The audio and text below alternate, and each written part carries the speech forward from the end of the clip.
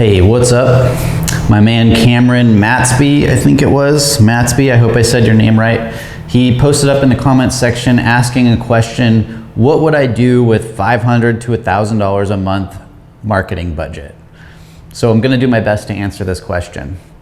First of all, this is a very vague question because I don't know what your business is, and I don't know what your current situation is, and I don't know what your goals are. So I'm just going to ramble on for a few minutes and probably cover a few different options and hopefully give you some information that will help you at least move forward in your decision-making process, whatever you're trying to accomplish. So first of all, $500 to $1,000 a month budget. That could be a perfectly fine budget depending on how big your company is and what your goals are. So certainly for someone beginning, that should be a pretty fair budget as far as marketing goes. If you're a more established company and you have larger goals, like you need volume, you have a sales team, things like that, you're probably going to be looking to spend a lot more than that. If you're relying on advertising and marketing to fuel all of your business, meaning that you're not getting a lot of organic customers, then you're probably going to be looking at spending like 15 to 25% of your revenue on the customer acquisition. And again, I don't know what your business is and I don't know what the situation is. So these are just numbers I'm pulling out of my hat, and just to kind of give you an idea of my perspective based on my experience. So let's say that I was just starting out. I'm a contractor, maybe a painting contractor. I'll use that example because my friend Barry, you can find him on YouTube as well. Him and I were just talking yesterday, and he's been a painting contractor for 10 years. And over the years, he's built his business to a point where he's got a crew that does the painting, and he gets to focus now on building the business. And we talk a lot about marketing because he hired my company to do his marketing, but he's also trying to learn it for himself. And so we go back and forth a lot. And I always tell new folks, like, if I was just starting out today, I would be going door to door. I'd print out 1,000 business cards, and I'd spend 10 days, if I didn't have any customers, if I didn't have any work, I'd spend 10 days going to 100 doors every day, handing out my business cards, talking to people, introducing myself, letting them know what I do, what I have to offer, and making sure they have my card, and that, that I've asked them to pass the word on if they know anybody. And there's a couple reasons to do this. First of all, it's free. Not totally free. You got to buy the business cards. You can get 1,000 for like 20 bucks online. If you're in your neighborhood, you don't even have to pay for gas. But anyways, it's very cheap, and you can do it right now. So I have a hard time believing that anybody could go knock on 100 doors and talk to 100 people and not get some kind of paying work.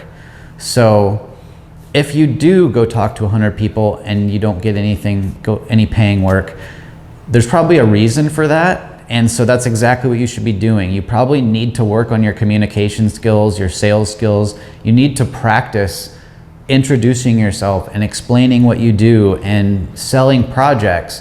Because if you're wanting to be a business person and you're doing it all yourself, you need to get good at sales. Sales is by far the most important skill when it comes to starting a business, because if you can't secure a paying client, then you're not going to be in business for very long. So, going door to door kills a bunch of birds with one stone. It will start putting a reputation out there for you, because if you present yourself well and people like you, they're going to be likely to call you when they need something or to refer you to people they know. It's about who you know, not what you know a lot of times.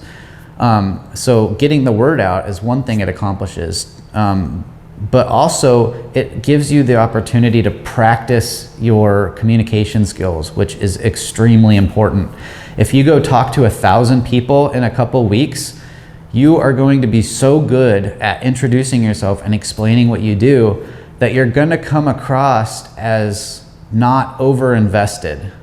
So this is another thing Barry and I discussed yesterday, and it's kind of funny, but when you're in business for a while, eventually you get to the point where you experience this. The best way to sell projects is to not need projects. The best way to make money is to not need money.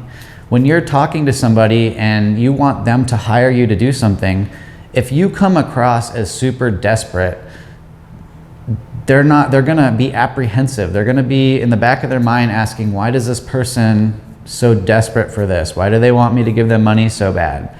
But on the flip side, if you come at it like, you know, hey, you're person number 20 I'm talking to and I've got 80 more today, let me just get this across real quick, and if you want to hire me, cool. If not, awesome, I'm going to be on my way. If you have that mentality, people are going to have a much easier time trusting you. And a lot of sales just comes down to trust. So just starting out, I would take, you know, 40 bucks of that $1,000 budget you have and go door to door and do that for a while. And I guarantee you will pick up some work. As soon as you start picking up some work, start setting some money aside. You know, you know your finances, but set aside as much as you can, because if you're planning on being in business for more than 6 months, you're gonna wanna start getting established online. And what I mean by that is having a Google listing, getting reviews on that listing, having a website that accurately describes all your services, the different types of customers that you serve, the different locations, something that presents you and your company professionally. So when you go meet someone going door to door and you hand them a business card and they go to your website, they see, oh wow, this company is legit. They seem really trustworthy. I love their pictures. Hey, here's a picture of the guy I just talked to. He was really cool. I'm comfortable with hiring this person or referring them. And just starting to build your reputation and the authority your business has online, those are some of the things that are going to help you build this thing long term. And eventually you won't have to go door to door anymore because you'll have people naturally finding you online. But that takes time to build up. And like when people come to my company and they want us to help them do this, I'm always hesitant to work with someone who's giving me their last $5,000. You know, I don't want, it's like, it comes back to the desperation thing. If you're desperate for results, it makes it harder for you to get them. If you don't really need results, then they just happen to come in. It's just this weird thing. It's like one of those paradoxes of life, but that's how it works. So going door to door, or, you know, methods of marketing your business and promoting your business that you can do yourself, they give you that backbone and that confidence that you need to really find success through other marketing means. And being able to invest $5,000 to $10,000 in your long-term marketing strategy, knowing that you have the ability to go get work anytime you need it, it's a really good combination. So I've kind of given you an idea of what I would do. You know, if you have $1,000 a month, I would do the cheap options that you can do and save some of that money so that you can afford to hire a professional company to help you get established online, which costs, you know, upwards of $5,000. Yeah, there's companies that do it for less, but I would just say be weary of anybody who's selling, not charging you adequately, because it does take money to make money here. And if someone's charging you, $500 to help you get established online with a website and stuff, you're gonna get what you pay for. What else would I do with $1,000? So there you can buy leads. I talk about this in a few videos on my channel, like Angie Leads and Angie Ads. Angie Leads is Home Advisor and Angie Ads is Angie's List. They just changed their names and kind of merged. But there's Porch, Nextdoor. There's a bunch of different companies that sell leads, and I would say maybe like 1 out of 20 people that I talk to have success with this. So it's something you can try. I recommend not signing long-term contracts, or at least really carefully considering what you're doing. With Angie Leads, a lot of people are really disappointed with the leads that Angie sends them automatically. So there is a method that some people are using where you pause your leads and then you only use the opportunities section.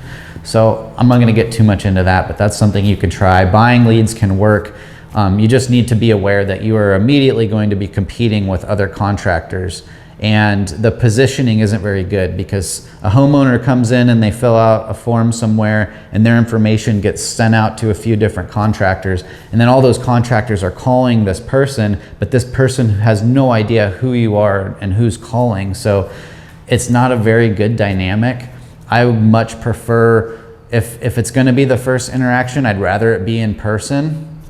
But you know, like, one reason we focus on websites and Google and stuff like that is because people find you online, they vet you, they get to know you and your company, and then they call you. And so it's a much better position for you to sell a project from when someone came to you rather than you like trying to pursue them. So you can try buying leads, just be wary of that and realize that you're going to need to really hustle the sales game. And if you're not good at sales, you're probably going to struggle big time with that. And it could suck a bunch of money out of your bank account without giving you the results you're looking for. So, you know, another thing that I would do, like if you're like a plumber, an electrician, a painter, somebody that often does pieces of projects, you know, my background is in remodeling. So when 99% of our customers, we were the guy taking care of everything. We were the guy hiring plumbers and painters and stuff like that. So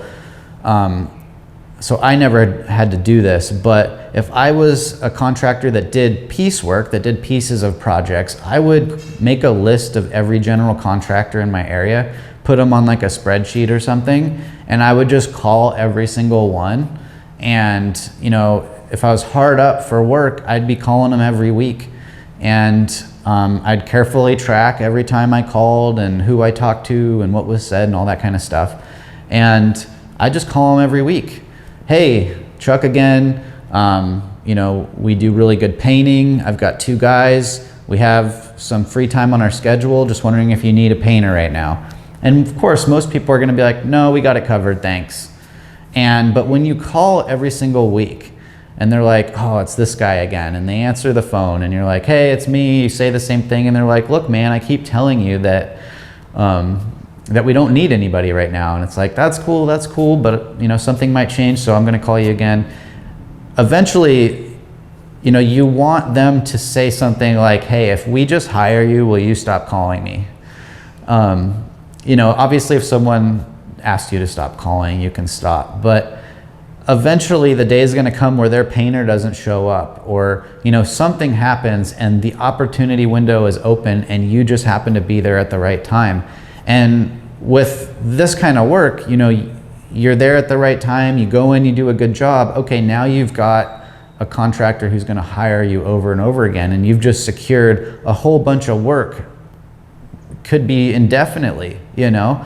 And you do this 5 different times, you might be able to fill up your entire schedule with work from 5 different general contractors. And you did it all on your own with no marketing budget. You just made a whole bunch of phone calls. So a lot of people are afraid of making phone calls. They're afraid of going door to door. But if you're afraid of that stuff, that's exactly what you should be doing. Otherwise, that fear is going to be what holds you back throughout the entire duration of your business.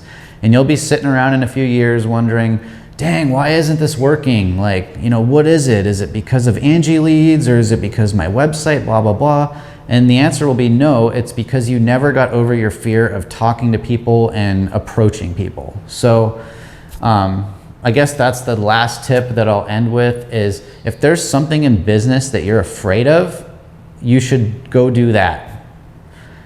Because overcoming your fears is what's going to help you make leaps and bounds forward.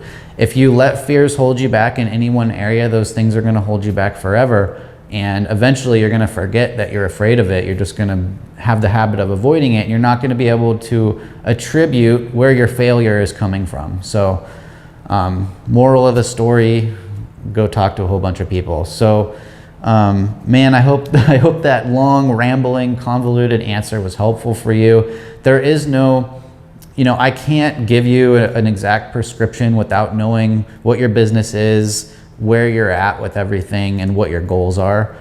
So that's just something you're gonna have to figure out on your own. Otherwise, if you're really looking for a way to spend $1,000 a month, we might be able to help you do that. But in order to do that, you got to contact me and we got to talk about it. So if there's questions about this stuff, leave them in the comment section.